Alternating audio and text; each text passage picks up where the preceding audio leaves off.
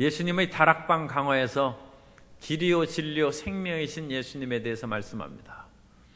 요한복음의 그런 가장 중요한 구절을 두 구절을 든다면 우리가 잘 아는 요한복음 3장 16절입니다. 하나님이 세상을 이처럼 사랑하사 독생자를 주셨으니 이에는 그를 믿는 자마다 멸망하지 않고 영생을 얻게 하려 하심이라. 그리고 또 하나의 구절이 요한복음 14장 6절입니다. 내가 곧 길이요 진리요 생명이니 나로 말미암지 않고는 아버지께로 올 자가 없느니라.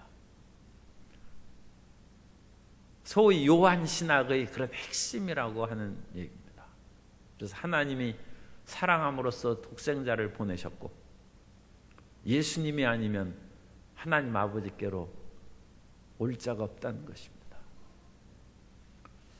예수님께서 십자가를 지실 것을 말씀하시고 또 예수님께서 영광을 받으실 날이 되었다, 그 때가 되었다는 것을 누누이 강조함으로써 제자들이 조금 어쨌든 성경 본문에 의하면 그렇게 영민하지 않습니다. 이 둔한 제자들도 무엇인가 이 감이 이상하다. 예수님께서 그야말로 로마의 제국을 무찌르고 왕이 되시는 것이 아닌가 보다. 그런 뭔가 마음에 불안한 동요가 있습니다. 그것을 보시고 예수님께서 너희는 마음에 근심하지 말라라는 것입니다. 이 근심하지 말라라는, 근심하다는 타라소라는 그 단어를 번역한 것인데, 예수님께서 심히 마음이 괴로우셔서 그 때가 이제 아버지께로 갈 때가 이른 줄 아시고 괴로워하셨다는 같은 단어입니다.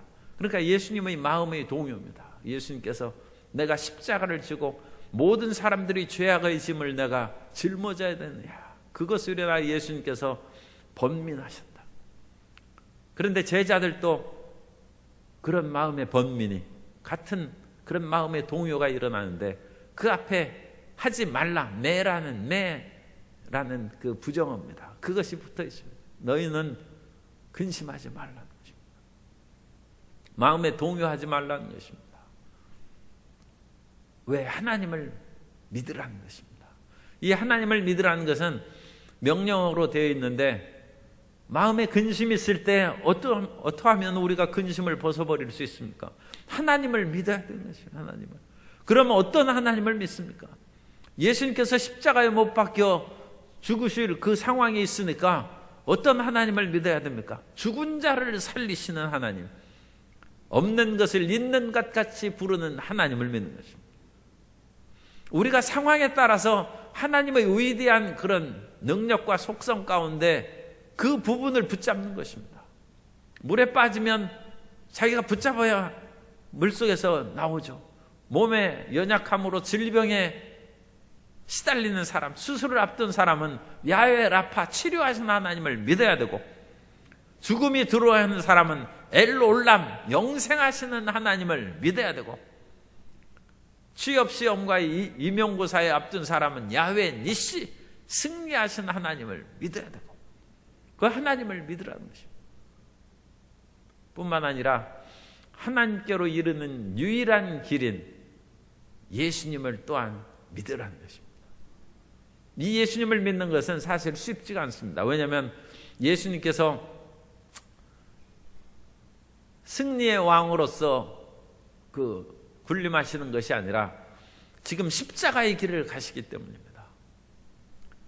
예수님을 믿고 갈릴리 어부들이 배도 버리고 물고기도 버리고 모든 것을 버리고 주님을 따랐는데, 예수님께서 이제 십자가에 못 박혀 돌아가시면 베드로를 비롯한 갈릴리 어부들이 어찌 살겠습니까?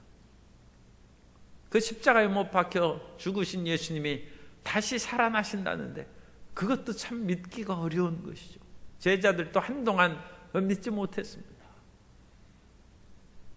그리고 예수님께서 부활을 승천하셔서 하나님 우편에 계셔서 능력과 권능으로 그들을 돌보아 주신다는 것을 믿어야 되는데, 오늘날에는 우리가 그래도 믿기가 쉽죠. 2000년이 지나면서 수많은 믿음의 증인들이 있기 때문에 우리가 믿기가 쉬운데, 이 예수님 당시 제자들은 인류 역사에 처음 있는 일들입니다.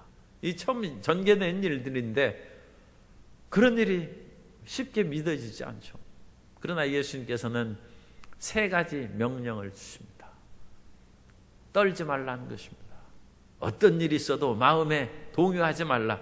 그것이 너희는 마음에 근심하지 말라. 그러니까 근심한 그것으로 번역이 마음에 슬픔과 근심이 있는 사람은 그렇게 이해하시고, 지금 마음이 흔들리고 떨리는 사람은 마음에 동요하지 말라라는 말로 번역해서 하셔도 같은 그런 해석이 그 단어로 그렇게 해석할 수 있습니다. 동요하고 떨지 말라. 그럼 왜 안 떠느냐? 하나님은 죽은 자를 살리시기 때문에, 하나님은 치료하시는 하나님이시기 때문에, 하나님께서는 우리의 저주를 속량하시고 하나님의 복으로 채우시는 만복의 근원이신 하나님이시기 때문에 그 하나님을 믿으라. 그리고 그 하나님께 이르는 길인 예수님을 믿어서 예수님이 십자가에 죽으시고 다시 부활 승천하셔서 성령을 보내주시기 때문에 예수님을 믿으라는 것입니다. 그리고 그 예수님을 믿는 그런 확실한 근거는 내가 아버지께로 가기 때문이다. 아버지 집에는 있을 곳이 많은데, 그러니까 이것은 그 하나님의 임하시는 그 도성을 상징하는 것으로 그렇게 이제 해석할 수 있습니다. 히브리서 12장 22절에 보면 그러나 너희가 이른 곳은 시온산과 살아계신 하나님의 도성인 하늘의 예루살렘과 천만 천사와, 그래서 살아계신 하나님의 도성인 하늘의 예루살렘입니다. 그 하늘의 예루살렘에 우리의 거할 곳이 있다는 것입니다. 이 세상에서 우리가 육신 안에 살고 있는데 우리의 영혼은 하나님이 창조하셔서 넣어주신 것이기 때문에 없어지지 않습니다. 영혼 불멸입니다. 그런데 영혼 불멸이 꼭 좋은 것은 아닙니다. 왜냐하면 영혼은 없어지지 않는데 하나님과 더불어 영혼이 없어지지 않으면 영생이고, 하나님이 없는 곳에 영혼이 있으면 영벌인 것입니다. 그건 지옥에서 영혼이 괴로워하는 것입니다. 그러므로 영혼은 없어지지 않습니다.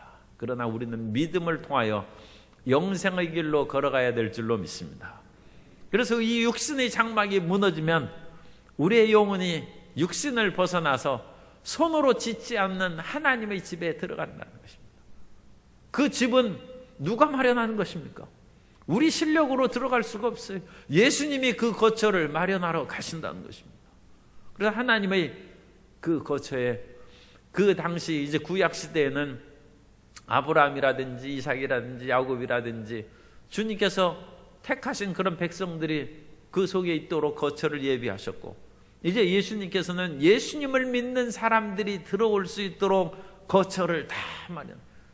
그러니까 예수님 이름을 믿으면, 참 이건 별로 그렇게 합당하지 않은 비유입니다만, 아파트 당첨 영순위에 해당해서 금방 그 집에 들어간다.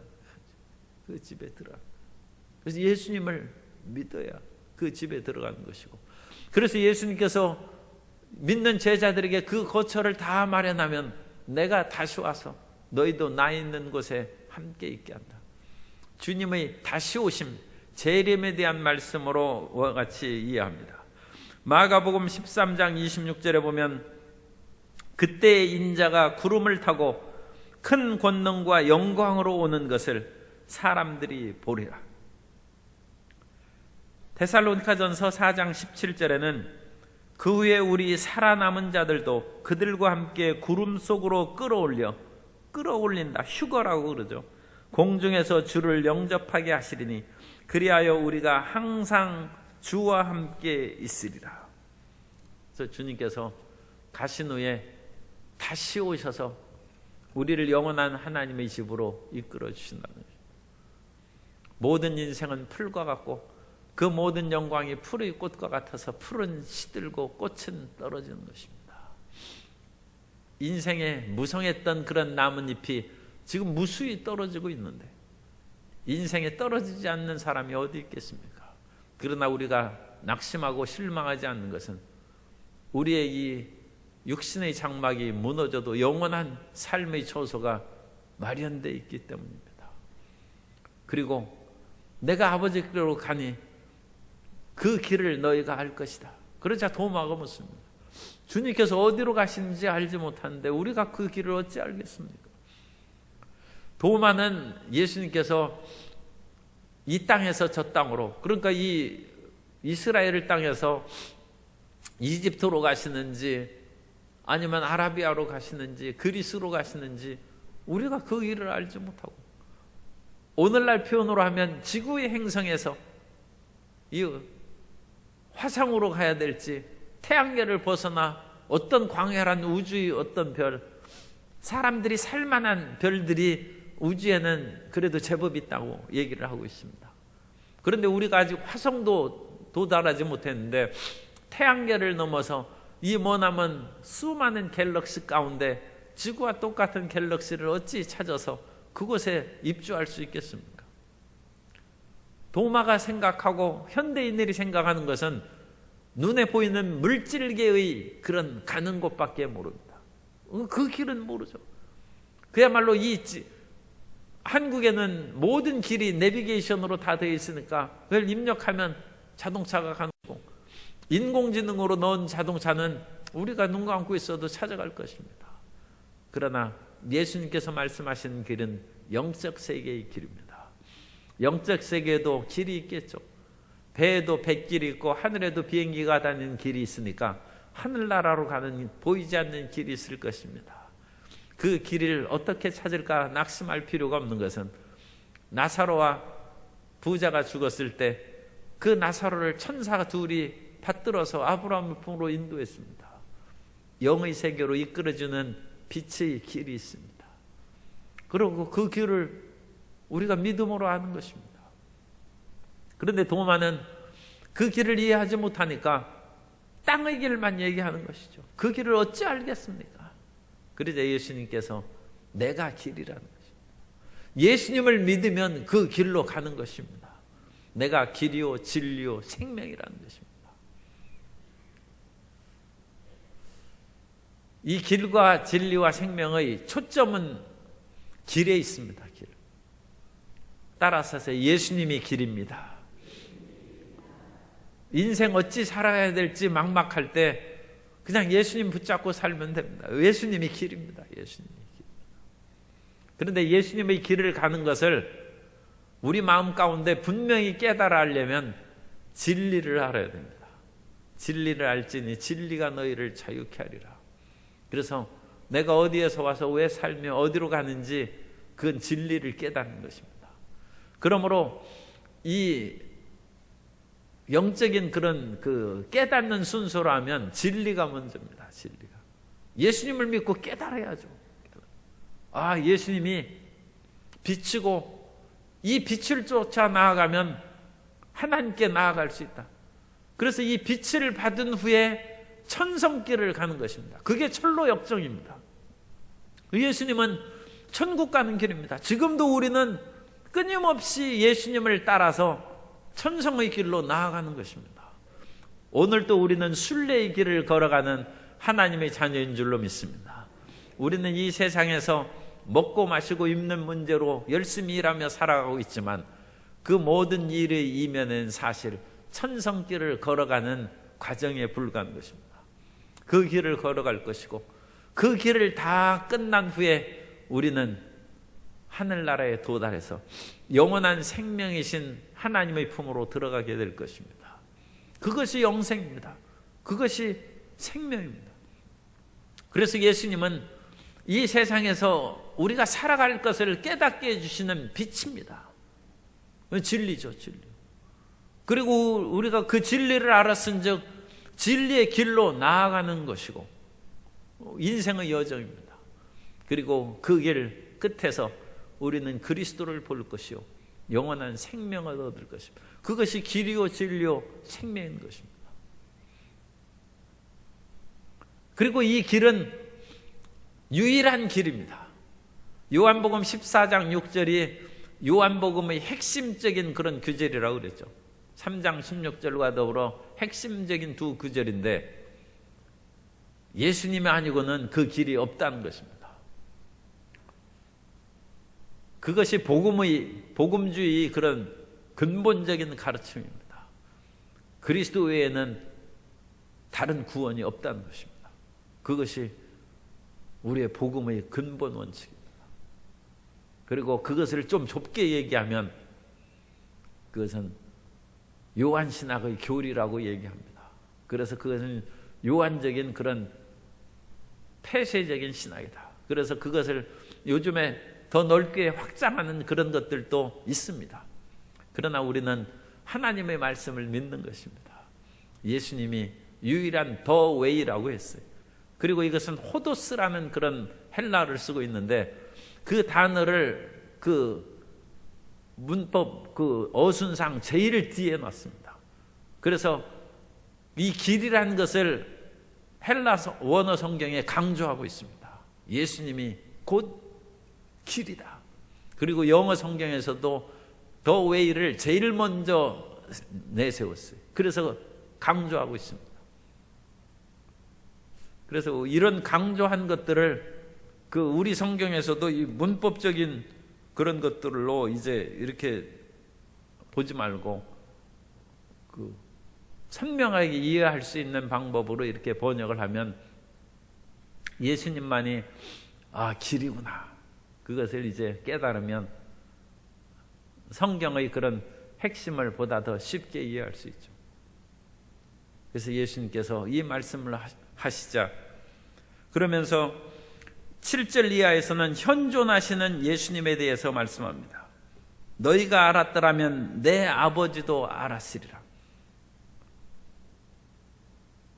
예수님과 하나님 아버지는 함께 일하시는 분이고 이 뒤에 있는 말씀처럼 예수님 안에 아버지가 계시고 아버지 안에 예수님이 계신 것입니다.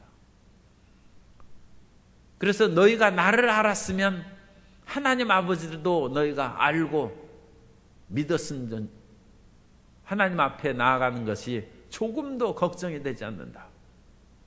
그렇게 하자 또 이제 빌립이 또 질문을 합니다. 이런 질문이 있어서 우리가 성경을 쉽게 이해할 수 있습니다. 빌립이 이르되 주여 아버지를 우리에게 보여주옵소서. 그리하면 족하겠나이다. 이 질문도 굉장히 중요한 질문입니다. 모든 사람이, 모든 신앙인들이 구하는 기도입니다.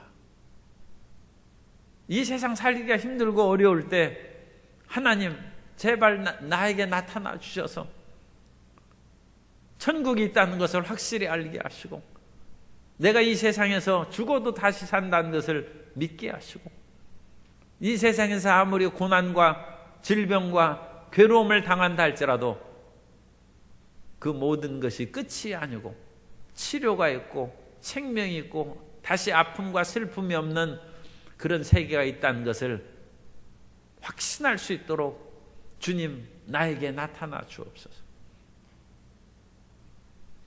썬다싱이 그 아버지가 시크 교도이기 때문에 아들이 예수님을 믿는다는 것을 알고 밥에 독약을 넣었어요.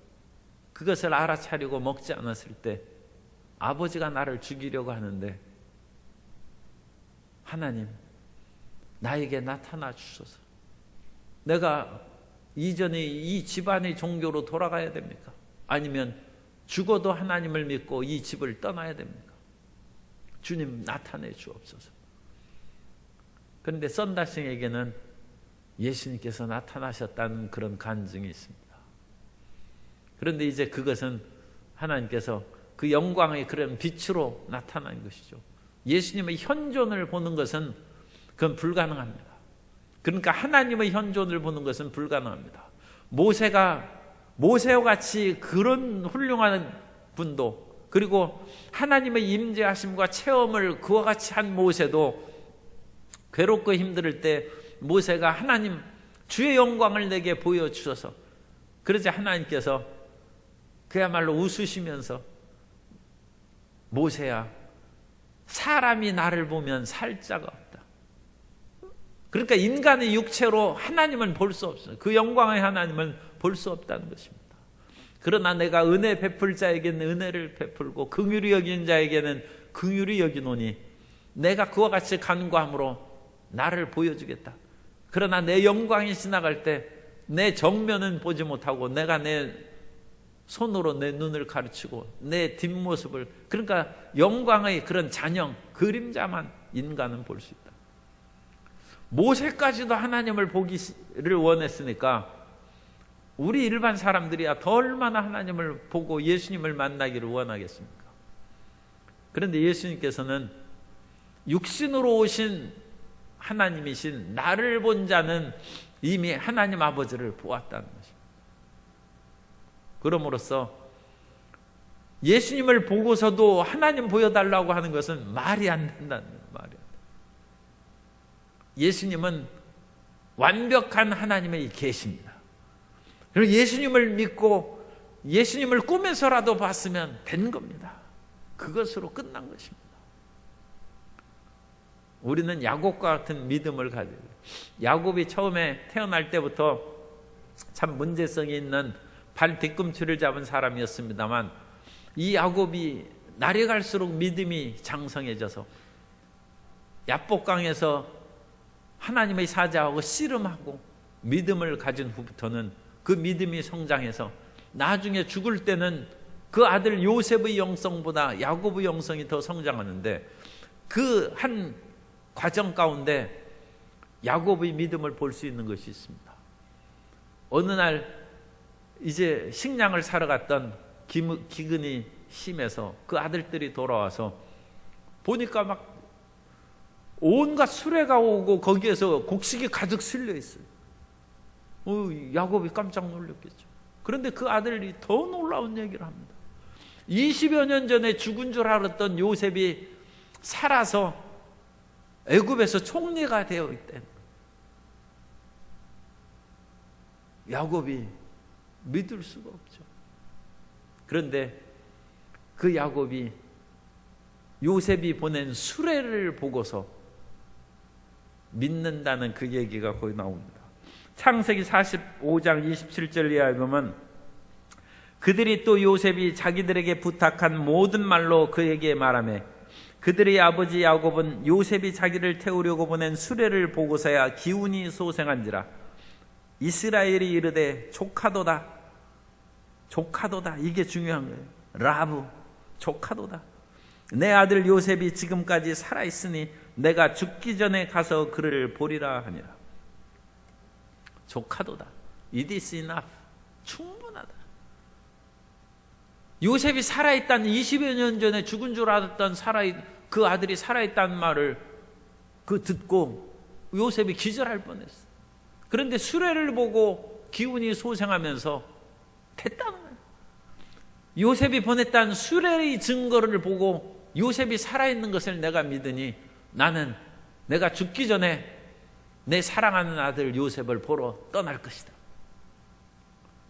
예수님께서 이 땅에서 하신 그 모든 표적과 기사를 보면 우리도 야곱처럼 됐다, 조카도다, 이제 충분하다는 것입니다.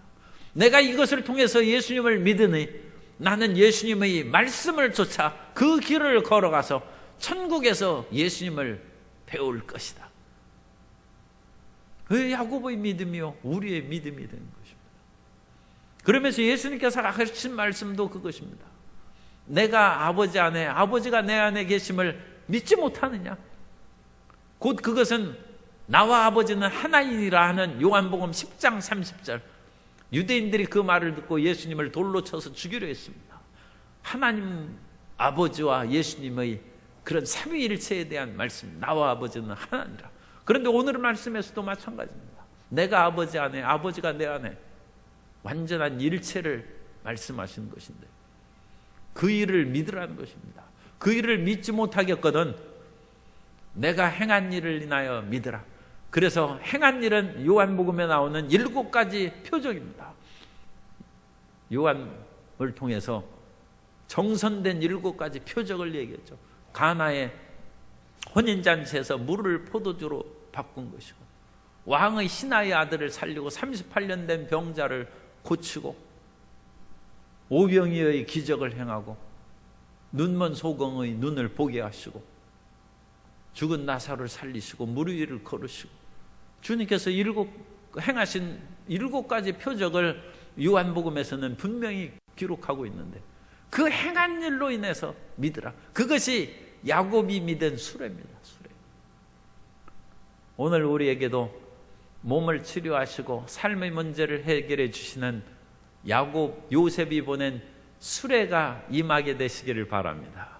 그 증거를 통하여 예수님을 믿고 그 길을 가는 것을 담대히 나아가서 생명이신 하나님의 축복을 다 누리게 되시기를 예수님 이름으로 축원합니다.